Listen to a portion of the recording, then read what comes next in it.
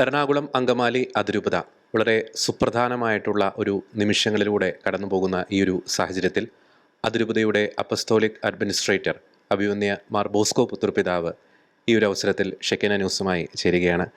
പിതാവെ, സ്വാഗതം. അങ്ങ് എറണാകുളം അങ്കമാലി അതിരൂപതയുടെ അപ്പസ്തോലിക് അഡ്മിനിസ്ട്രേറ്ററായി ചുമതല ഏറ്റെടുത്തിട്ട് ഒരു വർഷം തികയുകയാണ്. ക്രിസ്മസ് കാലഘട്ടമാണ്.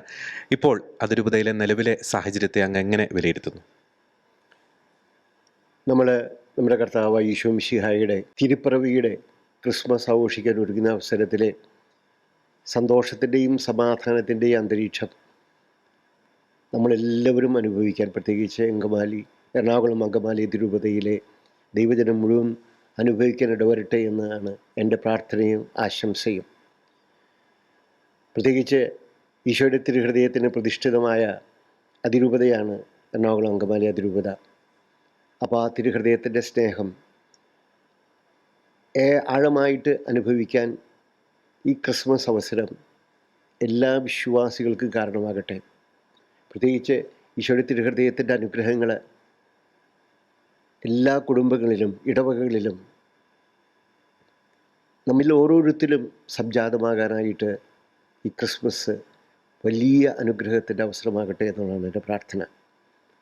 തീർച്ചയായിട്ടും കുർബാന ഏകീകരണ രീതിയിൽ ഇനിയും ധാരാളം നമ്മൾ മുന്നോട്ട് പോകാനുണ്ട്. കഴിഞ്ഞ വർഷമാണ് ക്രിസ്മസിൻ്റെ അവസരത്തിൽ പരിശുദ്ധ പിതാവ് ഫ്രാൻസിസ് മാർപ്പാപ്പ എറണാകുളം അങ്കമാലി അതിരൂപതയിലെ ദൈവജനത്തെ ആഹ്വാനം ചെയ്തുകൊണ്ട് ഒരു വീഡിയോ സന്ദേശം നൽകുകയുണ്ടായി.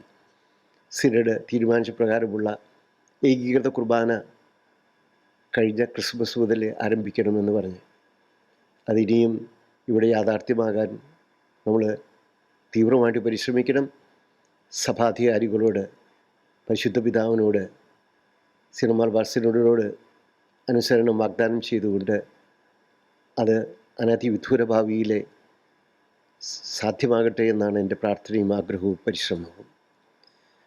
ഒപ്പം തന്നെ പിതാവെ, ഒരു മഹാജൂബിലി വർഷത്തിലേക്ക് സഭ പ്രവേശിക്കുകയാണ്. അത് അതിരൂപതയെ സംബന്ധിച്ചിടത്തോളം എത്രത്തോളം ഒരു നിർണായകമായിട്ടുള്ളൊരു കാലഘട്ടമാണ്? നമുക്കൊക്കെ അറിയാവുന്നതുപോലെ പരിശുദ്ധ പിതാവ് ഫ്രാൻസിസ് മാർപ്പാപ്പ 2025 മഹാജൂബിലി വർഷമായിട്ട് പ്രഖ്യാപിച്ചിരിക്കുകയാണ്.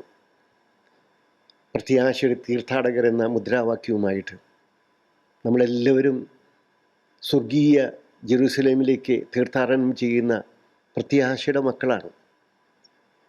പരിശുദ്ധ പിതാവ് ക്രിസ്മസ് ദിനത്തിലെ റോമിലെ ആഘോഷമായിട്ട് ജൂബിലി വാതിൽ തുറന്ന് ജൂബിലി ഉദ്ഘാടനം ചെയ്യും. മാർപ്പാപ്പ മെത്രാന്മാരോട് പറഞ്ഞിരിക്കുന്നത് അതത് രൂപതകളിലെ കത്തീഡ്രൽ ദേവാലയം വാതിൽ തുറന്ന് ജൂബിലി ആഘോഷിക്കണമെന്നുള്ളതാണ്. ഞാനിവിടെ വന്നിട്ട് ഒരു വർഷമായെങ്കിലും നമ്മുടെ അതിരൂപതയുടെ കത്തീഡ്രൽ ദേവാലയത്തിൽ ഇതുവരെയും ദിവ്യബലി അർപ്പിക്കാനായിട്ടുള്ള അവസരം ഉണ്ടായിട്ടില്ല. അത് സാധിക്കട്ടെ. അതിനുള്ള അന്തരീക്ഷം ഈശോ തന്നെ ഈ തൻ്റെ തിരുപ്പിറവിയുടെ അവസരത്തിൽ സംജാതമാക്കി തരട്ടെ എന്നുള്ളതാണ് എൻ്റെ പ്രാർത്ഥനയും ആഗ്രഹവും പ്രത്യാശയും. ഒപ്പം പിതാവെ, അതിരൂപതയെ സംബന്ധിച്ചിടത്തോളം മറ്റൊരു സന്തോഷം നൽകുന്ന ഒരു കാര്യമാണ് 16 ഡീക്കന്മാരുടെ പൗരോഹിത്യപ്പെട്ട സ്വീകരണം. അത് എത്രത്തോളം ഒരു ആഹ്ലാദം അതിരൂപത കുടുംബത്തിന് നൽകുന്നുണ്ട്? എനിക്ക് തോന്നുന്നു വളരെ സന്തോഷകരമായ അനുഭവമാണ്. 16 പേരെ നമ്മുടെ ഡീക്കന്മാരെ ഈ അതിരൂപതയ്ക്ക് വേണ്ടി പട്ടം കിട്ടാൻ ഒരുങ്ങി. അവരുടെ അതിനൊരുക്കമായിട്ടുള്ള ധ്യാനം കഴിഞ്ഞ ആഴ്ചയിലായിരുന്നു. ഒരുങ്ങി ഡിസംബർ 27 കാലത്ത് 9:30 തൃക്കാക്കര നൈപുണ്യ സ്കൂളിൽ വെച്ചാണ് അവർ പട്ടം സ്വീകരിക്കാൻ പോകുന്നത്. വലിയ സന്തോഷത്തിൻ്റെ ഒരു അനുഭവമാണത്. തീർച്ചയായിട്ടും നമുക്കൊക്കെ അറിയാവുന്നതുപോലെ സിനഡ് അംഗീകരിച്ച ഏകീകൃത രൂപത്തിലുള്ള കുർബാനയാണ് അവരർപ്പിക്കേണ്ടത്. അതിനുള്ള സാഹചര്യങ്ങൾ ഇനിയും അവരുടെ മാതൃ ഇടവകളിലും മറ്റിടവകളിലും സംജാതമാകേണ്ടിയിരിക്കുന്നു.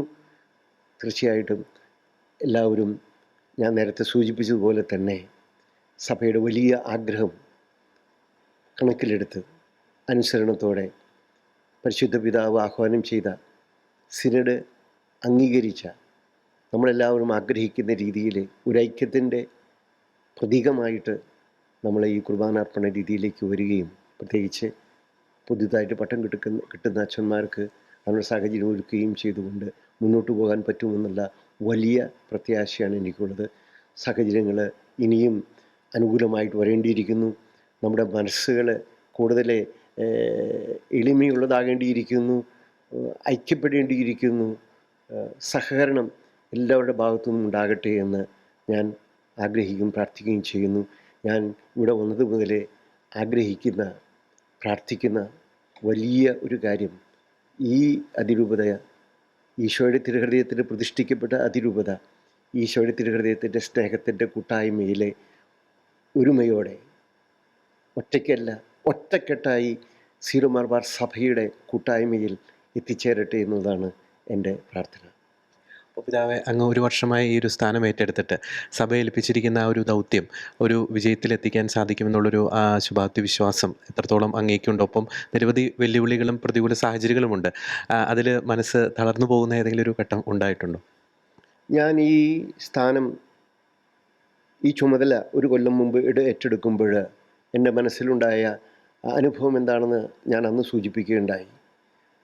കുരിശിൻ്റെ വഴിയിൽ 5-ാം സ്ഥലത്ത് ശിമയോൻ വയലിൽ നിന്ന് ഭവനത്തിലേക്ക് തിരിച്ചു വരുന്ന അവസരത്തിൽ റോമൻ പട്ടാളക്കാർ ഈശോയുടെ കുരിശ് ചുമന്ന് സഹായിക്കാനായിട്ട് ശിമയോനെ ചുമതലപ്പെടുത്തുകയാണ് ചെയ്യുന്നത്. താൽക്കാലികമായിട്ട് ഈശോയെ സഹായിക്കാനുള്ളൊരു ചുമതല.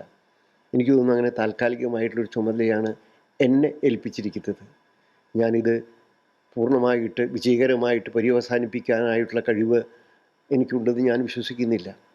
വിശ്വസ്തയോടുകൂടെ സഭ ഏൽപ്പിച്ച ചുമതല സഭയുടെ തീരുമാനങ്ങൾക്ക് വിധേയമായിക്കൊണ്ട് അനുസരണത്തോടുകൂടി ഞാൻ നിർവഹിക്കുകയാണ്. വിജയിക്കുമോ പരാജയപ്പെടുന്നു എന്നുള്ളത് ഞാനല്ലല്ലോ നിശ്ചയിക്കേണ്ടത്.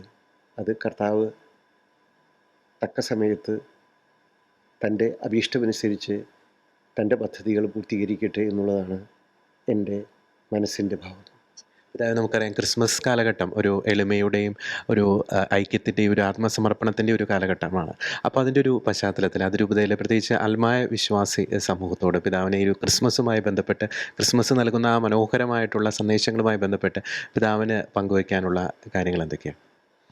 എനിക്ക് തോന്നുന്നു നമുക്ക് ഇവിടെ ഒരുപാട് തെറ്റിദ്ധാരണകൾ, അസത്യങ്ങളും അർദ്ധസത്യങ്ങളും ഒക്കെ കൂടിക്കലർന്നുകൊണ്ട് ഒരുപാട് തെറ്റിദ്ധാരണാജനകമായിട്ടുള്ള വിധത്തിലുള്ള പ്രചരണങ്ങൾ നടക്കുന്നതിൽ എൻ്റെ ഏറ്റവും പ്രിയപ്പെട്ട അൽമായ സഹോദരങ്ങളോടും വൈദിക സഹോദരങ്ങളോടും സന്യസ്ത സഹോദരി സഹോദരങ്ങളോടും എനിക്ക് പറയാനുള്ളത്, പ്രധാനമായിട്ട് നമ്മൾ എളിമയോടുകൂടെ ദൈവത്തിൻ്റെ സ്വരം സഭയുടെ അധികാരികളിലൂടെ, പ്രത്യേകിച്ച് പരിശുദ്ധ പിതാവ് മാർപ്പാപ്പയിലൂടെ, നമ്മുടെ സിനഡിലൂടെ കേൾക്കുന്നത് ശ്രവിക്കാനും, അത് നമുക്ക് ബുദ്ധിമുട്ടുകളുണ്ടെങ്കിൽ തന്നെയും അത് പൂർത്തീകരിക്കാനുമുള്ള ഒരു നല്ല മനസ്സ്, എളിമ ഉണ്ടാകട്ടെ എന്നുള്ളതാണ്. തീർച്ചയായിട്ടും അത് ദൈവത്തിൻ്റെ ഒരു ദാനമായിട്ട് നമ്മൾ സ്വീകരിക്കണം. ആ ഒരു തുറവി നമുക്ക് ലഭിക്കട്ടെ. പ്രത്യേകിച്ച് ഈശോ ദൈവമായിരുന്ന അവിടെ നിന്ന് ദൈവസമാനത മുറുകെ പിടിക്കേണ്ട കാര്യമായിട്ട് പരിഗണിക്കാതെ തന്നെ തന്നെ ശൂന്യനാക്കി മനുഷ്യനായി അവതരിച്ചതാണ് Christmas.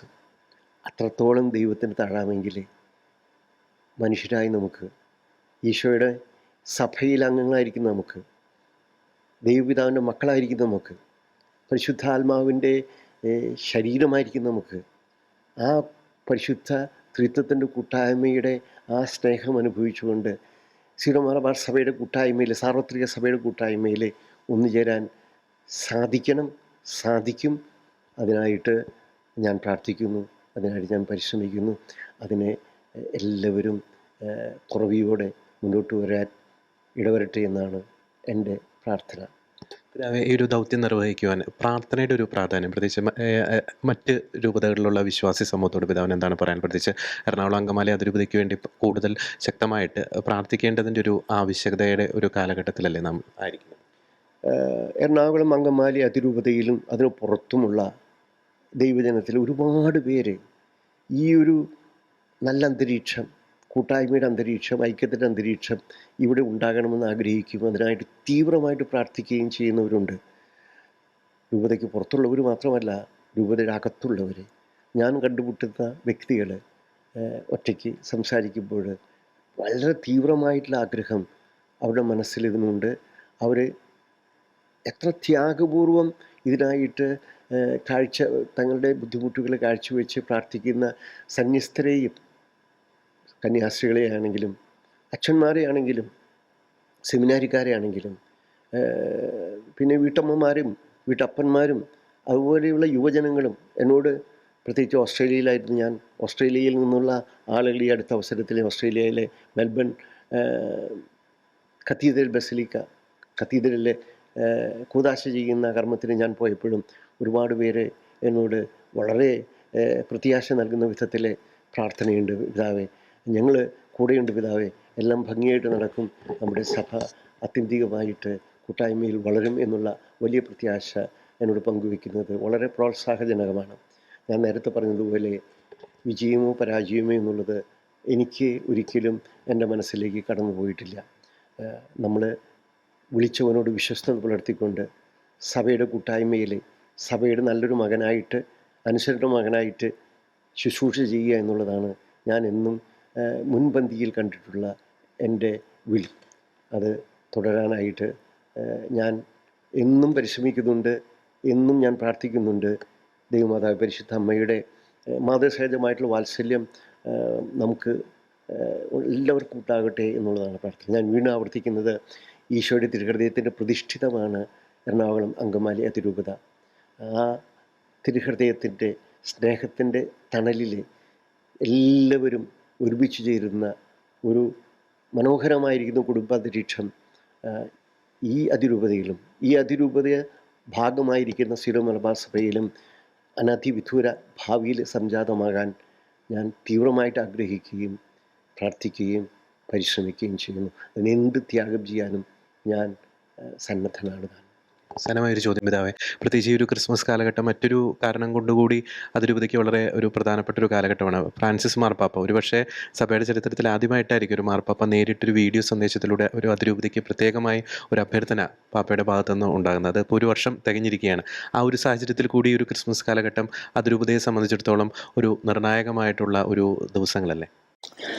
Fratelli e sorelle dell'Arcieparchia di Ernakulam Angamali, io sono vicino a voi. Vi seguo da anni, conosco la fede e l'impegno apostolico dell'amata Chiesa Siro-Malabarese. Che motivo di gioia e di fierezza per la Chiesa universale. Ed è per questo che il mio cuore oggi è triste mentre vi parlo. Il vostro sinodo, dopo un lungo e faticoso lavoro, ha trovato un accordo nel modo di celebrare il Santo Curbana. La carità e l'amore per la comunione ha spinto i suoi membri a compiere questo passo, anche se alcuni di loro non considerano ideale tale forma di celebrazione. Sono i sacrifici che richiede la comunione. Ma la Chiesa è comunione. Se non c'è comunione non c'è Chiesa, è una setta. So che da anni alcuni che dovrebbero essere esempi e veri maestri di comunione, soprattutto presbiteri, vi spingono a disobbedire e ad opporvi alle decisioni del Sinodo. Fratelli e sorelle, non seguiteli. തീർച്ചയായിട്ടുമാണ് ഞാൻ നേരത്തെ സൂചിപ്പിച്ചതുപോലെ കഴിഞ്ഞ വർഷം ക്രിസ്മസിൻ്റെ അവസരത്തിലാണ് മാർപ്പാപ്പ ഏറ്റവും അസാധാരണമായിട്ടുള്ള രീതിയിൽ ഒരു രൂപതയിൽ ദൈവജനത്തെ അഭിസംബോധന ചെയ്തിട്ട് താൻ പറയുന്നത് അനുസരിക്കണമെന്ന് ആഹ്വാനം ചെയ്തത്. അതിനുശേഷം കഴിഞ്ഞ മെയ് 16 എനിക്ക് ദീർഘനേരം മാർപ്പാപ്പയുമായിട്ട് ഒരു കൂടിക്കാഴ്ച അനുവദിക്കുകയുണ്ടായി. ഞാൻ ദീർഘനേരം മാർപ്പാപ്പയോട്, പരിശുദ്ധ പിതാവിനോട് ഈ രൂപതയുടെ ബുദ്ധിമുട്ടുകൾ, പ്രയാസങ്ങൾ, ആകുലതകൾ, അസ്വസ്ഥതകളൊക്കെ പങ്കുവയ്ക്കുകയുണ്ടായി. അദ്ദേഹം വളരെ ഒരു അപ്പനെടുത്ത ഹൃദയവിശാലത കേൾക്കുകയും അതേസമയം തന്നെ ഇവിടുത്തെ ദൈവജനത്തോട് പറയാനും പറഞ്ഞു. കൂട്ടായ്മയിൽ നിൽക്കണം, സഭയുടെ ഐക്യത്തിന് മുൻതൂക്കം കൊടുക്കണം, എല്ലാവരും ഒന്നു ചേർന്നുള്ള സിനഡിൻ്റെ തീരുമാനത്തോട് ചേർന്ന് മുന്നോട്ട് പോകാനായിട്ട് പരിശ്രമിക്കണമെന്നുള്ള ആ ആഹ്വാനം പരിശുദ്ധ പിതാവിൻ്റെ വീണ്ടും ആവർത്തിച്ച് ഇവിടെ എല്ലാവരെയും അറിയിക്കണമെന്ന് ഒരപ്പൻ്റെ മനോഭാവത്തോടുകൂടെ പിതാവ് എന്നോട് പറയുകയുണ്ടായി. എനിക്ക് തോന്നുന്നു ഈ അവസരത്തിൽ, ക്രിസ്മസിൻ്റെ അവസരത്തിൽ, പരിശുദ്ധ പിതാവിൻ്റെ ആ സന്ദേശത്തിൻ്റെ വാർഷികത്തിൻ്റെ അവസരത്തിൽ വീണ്ടും എനിക്ക് പറയാനുള്ളത്, ആ ആഹ്വാനം നമ്മളെല്ലാവരും മനസ്സിരുത്തി ഒന്നുകൂടെ കേൾക്കുകയും അതിൽ പറഞ്ഞിരിക്കുന്ന കാര്യങ്ങൾ ഉൾക്കൊണ്ടുകൊണ്ട് ഹൃദയ ഐക്യത്തോടുകൂടെ സഭാത്മകമായിട്ട് കൂട്ടായി മുന്നോട്ട് പോകാനായിട്ട് പരിശ്രമിക്കണം എന്നുള്ളതാണ് എനിക്ക് ഈ ക്രിസ്മസ് അവസരത്തിൽ 2024 ക്രിസ്മസിൽ എനിക്ക് എറണാകുളം അങ്കമാലി അതിരൂപതയിലെ ദൈവജനത്തോട്, സഹോദരി സഹോദരന്മാരോട്, പ്രത്യേകിച്ച് വൈദികഗണത്തോട് എളിമയോടുകൂടെ അഭ്യർത്ഥിക്കാനുള്ളത്, ദൈവം നമ്മെ എല്ലാവരെയും സമൃദ്ധമായിട്ട് അനുഗ്രഹിക്കട്ടെ. അങ്ങനെയുള്ള നല്ലൊരു അന്തരീക്ഷത്തിലേക്ക് നീങ്ങാനും, അങ്ങനെ ഈ ക്രിസ്മസ് ഒരു പുതിയ കൂട്ടായ്മയുടെ, സന്തോഷത്തിൻ്റെ, സമാധാനത്തിൻ്റെ, അത്യുന്നതങ്ങളിൽ ദൈവത്തിന് മഹത്വം നൽകുന്ന, അത് നൽകണമെങ്കിൽ ഭൂമിയിൽ നല്ല മനസ്സുള്ളവർക്കേ സാധിക്കുകയുള്ളൂ. ആ നല്ല മനസ്സ് എല്ലാവർക്കും ഉണ്ടാകാനായിട്ട് ഉണ്ണീശോ നമ്മെ എല്ലാവരെയും അനുഗ്രഹിക്കട്ടെ എന്നതാണ് എൻ്റെ പ്രാർത്ഥന. താങ്ക് യു പിതാവ്. എല്ലാ ആശംസകളും പിതാവിൻ്റെ ദൗത്യം അത് വിജയത്തിൽ എത്തിച്ചേരട്ടെ എന്ന് പ്രത്യേകം പ്രാർത്ഥിക്കുകയാണ്. ഒപ്പം തന്നെ പിതാവ് പറഞ്ഞതുപോലെ ഈ ക്രിസ്മസ് കാലഘട്ടത്തിൽ ഒരു ഐക്യത്തിൻ്റെയും സ്നേഹത്തിൻ്റെയും സന്തോഷത്തിൻ്റെയും സമാധാനത്തിൻ്റെയും അന്തരീക്ഷം നമ്മുടെ എറണാകുളം അങ്കമാലി അതിരൂപതയിൽ സംജാതമാകട്ടെ. ക്രിസ്മസ് കാലഘട്ടത്തിൽ അത്ഭുതങ്ങൾ അതിരൂപതയിൽ സംഭവിക്കട്ടെ എന്ന് പ്രത്യേകം പ്രാർത്ഥിക്കുന്നു, ആശംസിക്കുന്നു. താങ്ക് യു പിതാവ്. തീർച്ചയായിട്ടും അങ്ങനെയുള്ള ഒരു അത്ഭുതം നടക്കാനായിട്ട് ഹൃദയത്തിൻ്റെ തുറവി നമുക്കെല്ലാവർക്കും ഉണ്ടാകണം. നമ്മളെല്ലാവരും പ്രാർത്ഥിക്കുക. ദൈവത്തിന് അസാധ്യമായിട്ട് ഒന്നുമില്ല. ഈശോ അത് സാധിച്ച് തരട്ടെ എന്നാണ് എൻ്റെ പ്രാർത്ഥന, അഭ്യർത്ഥന. ഈശോ മിശിഹായ്ക്ക് സ്തുതിയായിരിക്കട്ടെ.